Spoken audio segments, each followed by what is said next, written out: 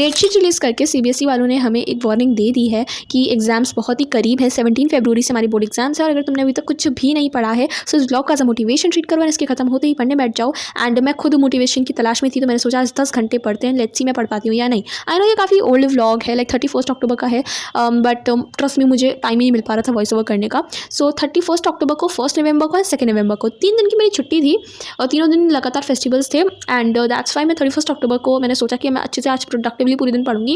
And मैंने start किया bye circles chapter अभी उड़ान बैच में ना कंप्लीट नहीं हुआ है। मतलब जब मैं ये चैप्टर पढ़ रही थी जब तक हमारा सर्कल्स नहीं हुआ था कंप्लीट, केवल उसका एक लेक्चर हुआ था और मुझे कंप्लीट करना था। तो मैंने सेम उसी सीरीज़ जो यूट्यूब सीरीज़ है ऋतिक सर की, जो उन्होंने इस पिछले साल वाले बच्चों के लिए एग्जाम टाइम पे ली थी, जो 10 दिन की मैराथन, उसी में से मैं हमेशा पढ़ती हूँ। कोई चैप्टर मुझे अगर पढ़ना होता है मैथ्स का, अपार्ट फ्रॉम माय बैच, तो मैं उसी सीरीज़ में से उस चैप्टर का लेक्चर का उस पर्टिकुलर चैप्टर का लेक्चर देख लेती हूँ। सो मैं यहाँ मैं सर्कल्स का देख रही थी एंड ये इसमें सर्कल्स और एरिया रिलेटेड टू सर्कल दोनों थे। And I think 5 hour something और 6 आवर समथिंग का लेक्चर था और इसमें से जो सर्कल्स था वो केवल 3.5 घंटे का था।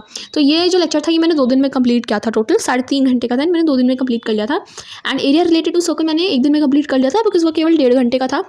तो मैंने दोनों ही चैप्टर्स इसी मैराथन में से कंप्लीट किए थे। एरिया रिलेटेड टू सर्कल मैंने काफ़ी बाद में किया था, वो इस व्लॉग में नहीं है, बट मैंने केवल सर्कल्स कंप्लीट कर लिया अब। और मैंने इसके जो सर ने क्वेश्चंस कराए वो सारे क्वेश्चंस कर लिए।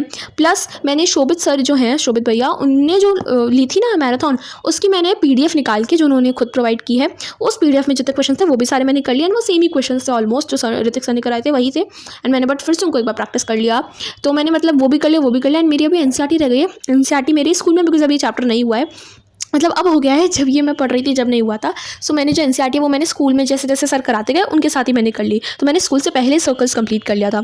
सो ये मैंने किया। एंड इसमें मुझे अप्रॉक्स बिकॉज मैंने थोड़ा सा पहले कंप्लीट कर रखा था तो इसमें मुझे 2 घंटे लगे थे इस चैप्टर को कंप्लीट करने में। एंड 2 घंटे की मैंने केवल मैथ्स की वजह से पढ़ाई हो गई थी। एंड मैंने ना कुछ ट्रैक रिकॉर्ड नहीं रखा, मैं भूल गई कि वीडियो में भी दिखाना है। सो मैंने मतलब खुद टाइम देखा था, मैं भूल गई कि आप सबको भी दिखाना है। सो आई होप मेरी बात पे विश्वास करोगे कि हाँ भाई मैं 10 घंटे पढ़ी हूँ। सो मैंने ये कंप्लीट करा, 2 घंटे के अंदर मैथ्स कंप्लीट कर लिया था। Then I move down to physics में I was studying magnetic effects of electric current. This is the last chapter of physics. But trust me, मुझे अभी इलेक्ट्रिसिटी भी ढंग से नहीं आता है। अभी मैं ये लास्ट चैप्टर कर तो आप ये मत सोचना कि मेरा फिजिक्स का सिलेबस कंप्लीट हो गया है, नहीं, मुझे अभी इलेक्ट्रिसिटी चैप्टर बिल्कुल भी ढंग से नहीं आता है। वो चैप्टर मैंने आई थिंक अगस्त में पढ़ा था, मैंने इलेक्ट्रिसिटी अगस्त में पढ़ा था, येस। बट अब मैं उसका सब कुछ भूल चुकी हूँ ट्रस्ट में मैंने, बिकॉज वो बिल्कुल भी रिवाइज नहीं किया चैप्टर। मुझे फिर से पूरा चैप्टर पढ़ना है इलेक्ट्रिसिटी, जो कि मैं अलग सर की हेल्प से पढ़ लूँगी, बिकॉज अब मुझे पूरे डिटेल लेक्चर्स देखने की जरूरत है। मैंने उड़ान बैच के सारे लेक्चर्स देख रखे हैं इलेक्ट्रिसिटी के, तो मुझे केवल रिवीजन करना है ताकि मुझे वो सारी चीज़ें जो मैंने पढ़ी थी वो वापस याद आ सकें। तो उसके लिए मैं अलग सर का लेक्चर देखूंगी जो यूट्यूब पे ऑलरेडी है। अगर आपने कोई बैच नहीं लिया है तो आप अलग सर से ही पढ़ो साइंस, यूट्यूब पे वो सबसे बेस्ट लेक्चर्स हैं साइंस के लिए। तो मैं उन्हीं से पढ़ने वाली हूँ electricity once I complete. But मैंने सोचा कि अभी रिविजन करना है इलेक्ट्रिसिटी का, तो उसमें ज़्यादा टाइम लगेगा, तो मैं वो बाद में कर लूँगी। अभी मैं नेक्स्ट मूव ऑन करती हूँ मैग्नेटिक इफेक्ट्स पे, क्योंकि ये चैप्टर मेरे स्कूल में भी स्टार्ट हो गया है। एंड बिकॉज हमारे स्कूल में जब सब पढ़ाते हैं तो वो साथ ही साथ क्वेश्चंस भी करते हैं, तो अगर मैं उन क्वेश्चंस के आंसर दे पाऊँ तो काफ़ी अच्छा होगा। इसलिए मैंने सोचा कि स्कूल में चल रहा है तो मैं भी कर लेती हूँ। सो मैंने आगे का ही मैग्नेटिक इफेक्ट्स चैप्टर स्टार्ट कर दिया है। एंड अब ये मेरा मैग्नेटिक इफेक्ट्स भी कंप्लीट हो गया है। एंड इसको मैंने इस दिन जो मैंने पढ़ा था वो मैंने पूरे 3 घंटे पढ़ा था, बिकॉज मैंने 2 लेक्चर्स इसके कंप्लीट किए थे। सो 5 घंटे की मैंने सेल्फ स्टडी कर ली थी। एंड इसी में मुझे सच बताऊँ तो आधा दिन लग गया था। मतलब आफ्टरनून मतलब 4 या 5 बज गए थे सिर्फ केवल इतने टास्क को करने में ही, बिकॉज देखो हॉलीडे था। सो हॉलीडे पे हर कोई अपने टाइम से ही उठता है। सो मैं उठी भी लेट थी एंड मैंने पढ़ाई भी थोड़ा लेट स्टार्ट की थी, तो मेरा हाफ डे सिर्फ ये 2 टास्क कंप्लीट करने में चला गया। बट 5 घंटे की पढ़ाई हो गई थी। So I was not that feeling regret और लाइक दैट। तो ये हो गया था। मैग्नेटिक इफेक्ट्स की मैं बात करूँ तो चैप्टर मुझे सच बताऊँ तो थोड़ा सा टफ लग रहा है बस, बट नॉट वैसे सच बताऊँ तो मेरे लिए फिजिक्स ही पूरी टफ है। Light chapter was the easiest for me, it was a very nice chapter. In fact मुझे बहुत अच्छा लगा वो चैप्टर, उसके न्यूमेरिकल्स भी बहुत इंटरेस्टिंग होते हैं लाइट के। ह्यूमन आया उसके बाद, वो भी काफ़ी अच्छा चैप्टर है। इनफैक्ट वो भी मैंने ना 3-4 बार पढ़ लिया, तो वो भी मुझे अच्छा लगता है। बट इलेक्ट्रिसिटी और मैग्नेटिक इफेक्ट्स ये 2 चैप्टर तो मुझे बहुत ही बुरे लगते हैं सच बताऊँ तो। मुझे कुछ समझ नहीं आता इन 2 चैप्टर्स में। एंड फिजिक्स भी मैंने कंप्लीट कर ली थी। एंड उसके बाद मैंने स्टार्ट किया इकोनॉमिक्स पढ़ना।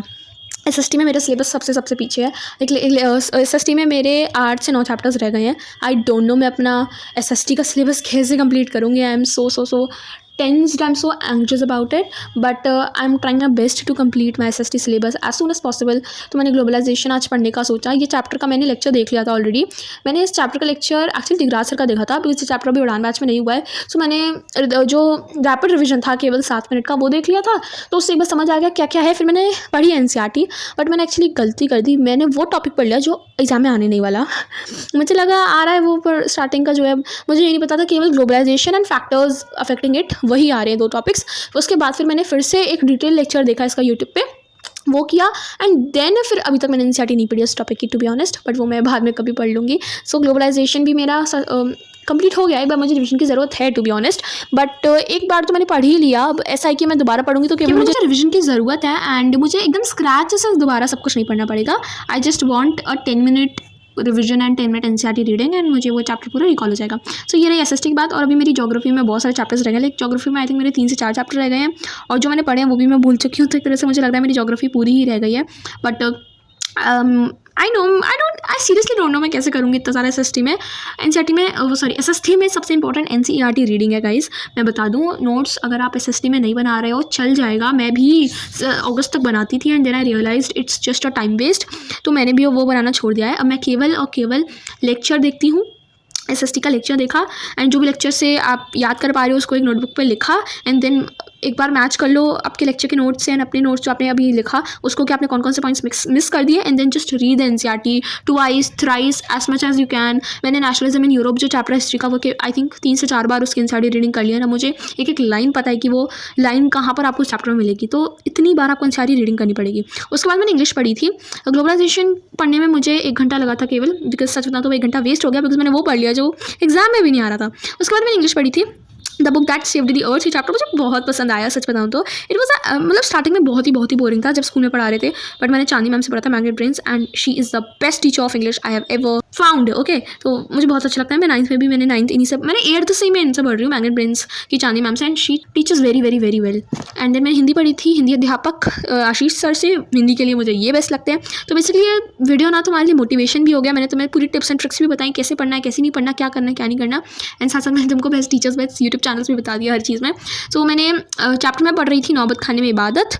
ये चैप्टर भी सच बताऊँ तो बोरिंग ही है। उसके बाद मैंने ह्यूमन आई की रीडिंग की। इस चैप्टर की भी NCERT रीडिंग मैं पहले काफ़ी बार कर चुकी हूँ, but as I said revision is very very important, and सच बताऊँ तो मैं रिवीजन उसमें कर रही हूँ जिसमें मुझे ज़रूरत नहीं है, उसमें नहीं कर पा रही जिसमें मुझे एक्चुअली ज़रूरत है, विच इज़ SST में मेरा सच बताऊँ तो पढ़ने का मन ही नहीं करता, बिकॉज इतने बोरिंग एंड लेंथी चैप्टर्स हैं कि उसकी पढ़ने का ही मन नहीं करता। And science I find very very very interesting, तो मैं उसको कभी भी लेके बैठ जाती हूँ। तो मैं इसकी NCERT रीडिंग कर रही थी ह्यूमन आई की, एंड मैंने केवल 8 आवर्स पढ़ाई की। Then I lost the challenge, but I hope I win next time.